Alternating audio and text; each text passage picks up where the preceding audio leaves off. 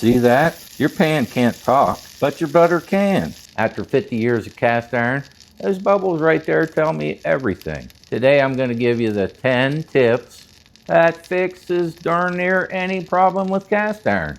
And stick with me to number 7, where this butter trick right here lets that egg slide right off of there.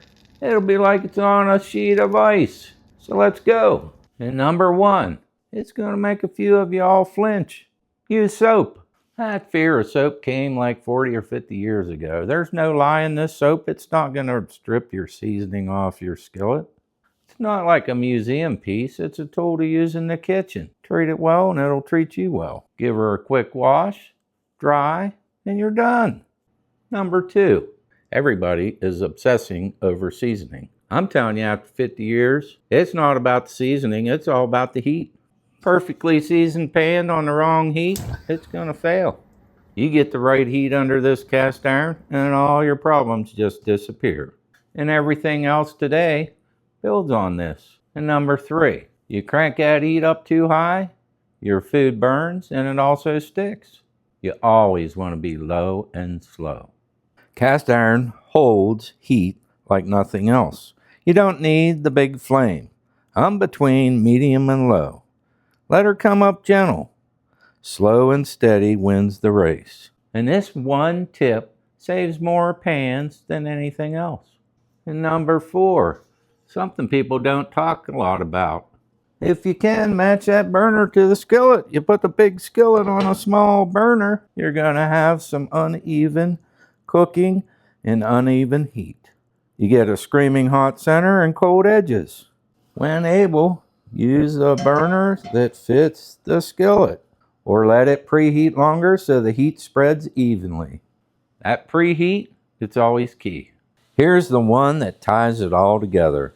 Why does food stick? It ain't bad seasoning. It's almost always one of 2 things. The pan's too cold, it's bone dry. Cold pan, no fat, you're going to struggle with eggs. Hot pan, bacon, that bacon's going to stick to that pan. So how do you know exactly when she's ready? That's tip number 6. And this is the heart of how I actually cook, especially eggs. Your pan can't talk, but your butter can. Drop that pad in. When those big bubbles settles into a silky foam, that's telling you she's ready to go. I call it watching the bubble guy.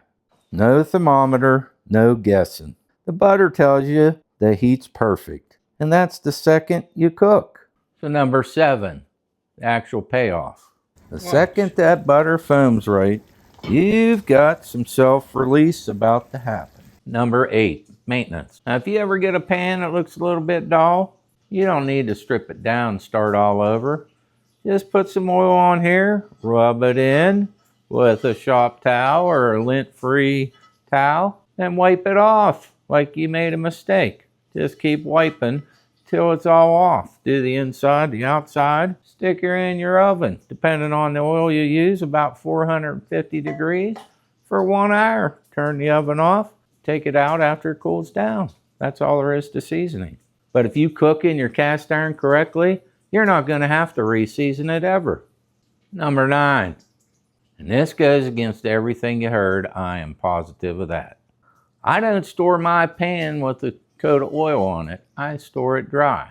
Mine on this metal rack, and I don't want a bunch of dust and crud collecting in that oil on the bottom of the pan. I always oil mine when I'm cooking, either before I start or after it preheats.